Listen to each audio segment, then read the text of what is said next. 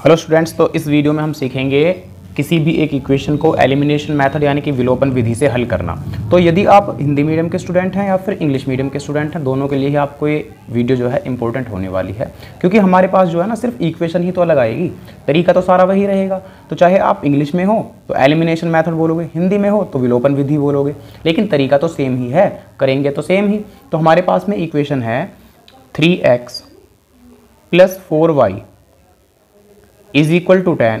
एक इक्वेशन तो ऐसी है और एक इक्वेशन है x - y = 1। एक इक्वेशन ऐसी है। अब देखो इसमें हमें करना क्या होता है। सबसे पहली बात तो ये कि भाई जो हमारे पास में विधि का नाम है विलोपन विधि, इस विलोपन का क्या मतलब होता है। तो विलोपन जो शब्द है ना, विलोपन, इस विलोपन का मतलब होता है विलुप्त करना, यानी कि खत्म कर देना, गायब कर देना, एक तरीके से किसी भी चीज को एलिमिनेट कर देना, खत्म कर देना, विलुप्त कर दो। भाई किसको विलुप्त करना है। अब आपको या तो x को विलुप्त करना है दोनों इक्वेशन में से, या फिर y को विलुप्त करना है।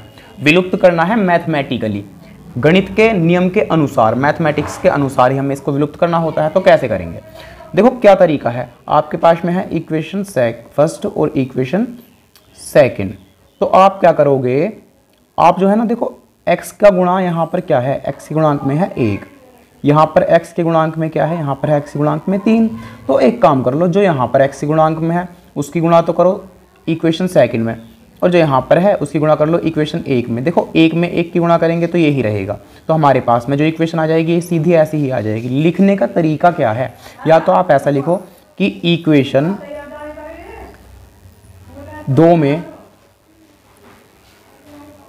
3 से गुणा करने पर, 3 से गुणा करके फर्स्ट में से घटाने पर, हम देखो इसमें क्या करेंगे, इक्वेशन जो हमारे पास में सेकंड है उसमें मल्टीप्लाई करेंगे 3 से, और उसके बाद इक्वेशन फर्स्ट को उसमें से माइनस कर देंगे। तो पहले हमारे पास में जो इक्वेशन सेकंड है उसमें हम 3 से गुणा कर रहे हैं, 3 की x में करेंगे तो 3x माइनस 3 की y में करेंगे तो 3y = 3 × 1 = 3 हो गया।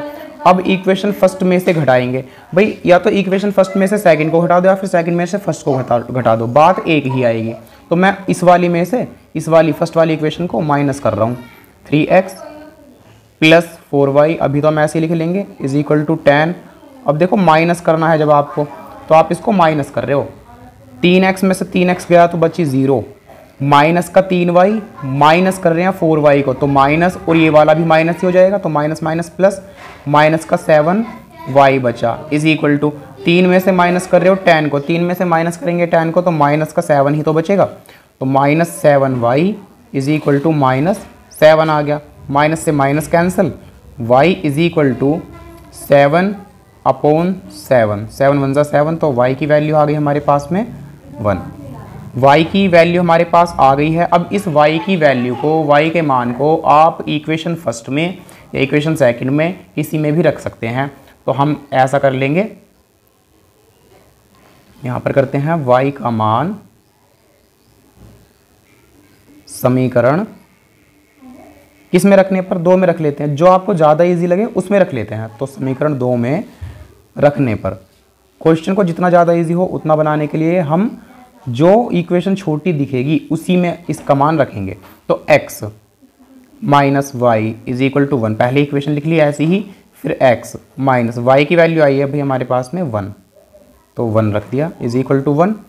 x = ये -1 है, इधर जाएगा तो प्लस का 1 हो जाएगा, 1 1 तो ये ऑलरेडी है ही, और ये -1 इधर आया तो प्लस का 1, तो x की वैल्यू आ गई हमारे पास में 2।